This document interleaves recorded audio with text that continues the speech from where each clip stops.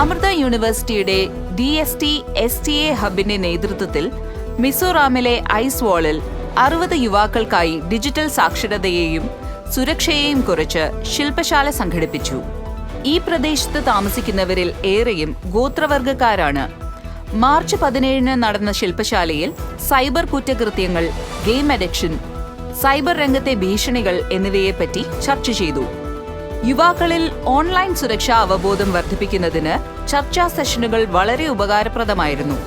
മിസോറാം സർവകലാശാലയുമായി സഹകരിച്ച് കേന്ദ്ര ശാസ്ത്ര സാങ്കേതിക വകുപ്പിന്റെ ധനസഹായത്തോടെയാണ് പരിപാടി സംഘടിപ്പിച്ചത്. മിസോറാമിലെ ആദിവാസി വിഭാഗങ്ങൾക്കിടയിൽ നൈപുണ്യ വികസനത്തിലൂടെ സുസ്ഥിരമായ ഉപജീവനമാർഗം സൃഷ്ടിക്കുകയെന്നതും ശില്പശാലയുടെ ലക്ഷ്യങ്ങളിലൊന്നായിരുന്നു. ഇവിടെ സാക്ഷരതാ നിരക്ക് ഉയർന്നതാണെങ്കിലും തൊഴിലില്ലാത്തവരുടെ എണ്ണം കൂടുന്നതും യുവാക്കളിൽ ലഹരി വസ്തുക്കളുടെ ഉപയോഗം വർദ്ധിച്ചു വരുന്നതും ആശങ്കയുണ്ടാക്കുന്ന വസ്തുതകളാണ്.